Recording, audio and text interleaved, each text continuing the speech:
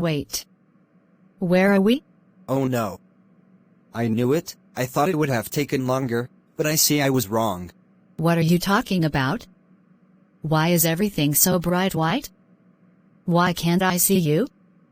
Why is everything so plain? Where is everything, everyone? Okay, I will tell you what I can remember, but you cannot freak out. You need to stay calm.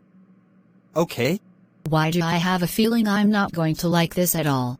Because you're not going to like it. You're going to see what happened as a result of the US government ignoring their duties to the people of the United States of America. And it's a sad, sad story. We were at the park. It was a beautiful sunny day. It was quiet. There weren't many other people there. We were discussing our financial problems. The virus businesses were closing, people were losing their jobs, and America was starting to fall apart. There were so many lives lost to the virus already. We were broke and could no longer pay our bills. The mortgage company was threatening us to make a payment immediately. If not, they were going to foreclose on us because not only the real estate market, but all the other businesses were going down financially. All due to the virus. All due to the Senate that put the people last. I think I remember. The pandemic had been going on for months upon months. It had been November. And still there was never any direct second stimulus money given to any American. Yes. They all lied. They drug us all along, all the way to Election Day. They all made big promises of large retroactive and recurring stimulus payments to all Americans. We all planned on those promises. And we trusted them. So much that we voted for them all again. But they had hidden agendas. And the average American weren't part of them. They passed bills that paid all government officials a higher pay rate. They all got huge raises. They made sure they had the finances to secure them from what was about to come. What happened next was unexpected. No one was ready for it. I remember. The president was re-elected. There were so many violent protests because of this. Yes! And our president declared martial law. It wasn't so bad at first. We felt like we were being protected from the violence of the protests and protesting. But then, it became very clear that this was the plan all along. Yes.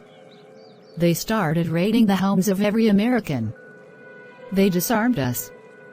They stripped us of our money, and we were told that we had to get the vaccine to the virus. If we didn't comply, we would have to be placed in quarantine.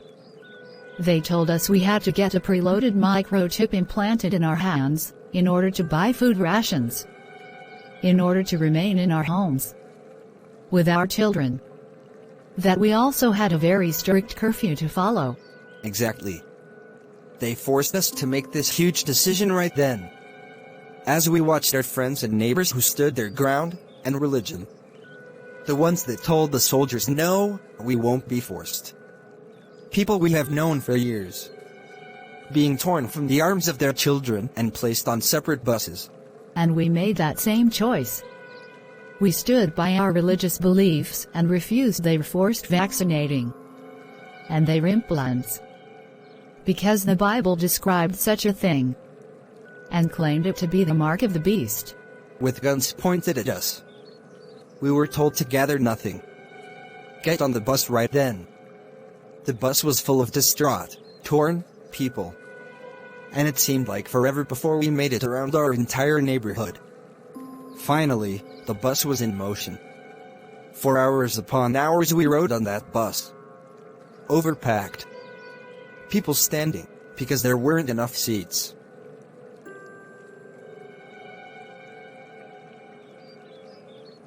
Eventually, the bus had come to a stop. We were screamed at to unboard immediately. We had to help the elderly, who couldn't move as fast as they were demanding. They shoved us around, like animals, into a gate within a large chain-link fence, with barbed wire all around the top. There was a distinct odor, They stamped us all on the bottoms of our wrists with numbers. Inside the chain link fencing, it was like a maze, as it wrapped around and around, forcing us to maintain a single file line within. It took hours, outside, in the cold, to get through that maze. I remember. I was only wearing a t-shirt, because we were relaxing on the couch when the knock came to our door. You had on a sweatshirt and had given it to me. It must have been over 7 hours we stood in that line, outside, in the cold.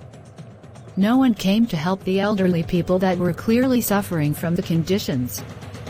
We were told to leave them alone and keep moving, unless we wanted trouble. We knew this was the beginning of the end.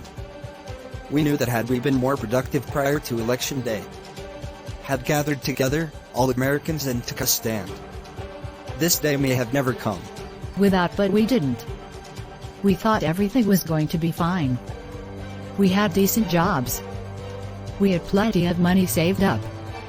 We had no idea our government was scheming in the background, while distracting us with the direct second stimulus payments, that would put money back into the hands of the American people, and therefore bring the economy back. Instead, their plans were to segregate us all, use our religion against us. It didn't matter if you were poor, or not. They wanted complete control. And we handed it right to them without even realizing it. By our lack of coming together, when we still had the chance and opportunity. Exactly. And there was no changing anything at that point. The rest is quite a blur still. I have a feeling it's best that I cannot remember the details. I agree. I don't want to try to remember any more of what took place after that. So we are here, together. And there is nothing we can do about the choices we should have made, a lot sooner. You're right. I just wish we had stood up united as a nation. Perhaps we could have changed the horrible outcome, the needless suffering. Perhaps we could have made the world a better place. Perhaps. I love you. And I'm glad you are with me now. I love you too. Let's go. It gets brighter over there.